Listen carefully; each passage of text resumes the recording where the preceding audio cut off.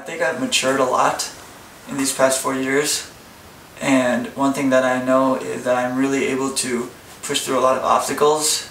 I've learned throughout these past 4 years how to kind of find myself in a tough situation, how to collect myself and move forward, and that is a skill that I know I'm gonna probably need for the rest of my life.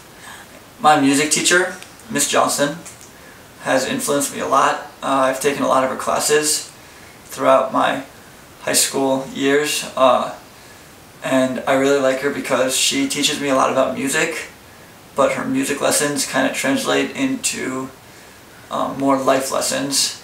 For example, when she tells me to how she tells me every time I kind of rush through something, she tells me to stop, take a day off, and then come back to it.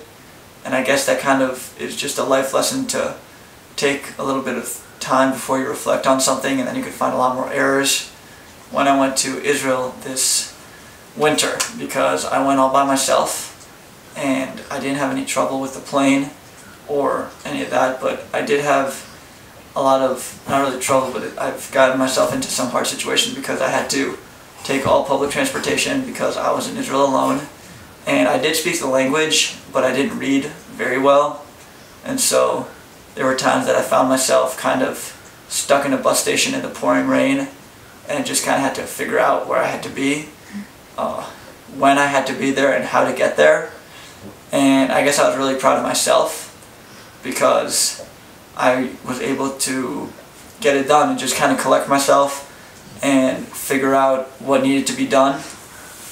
So in 10 years, I hope to be in Israel.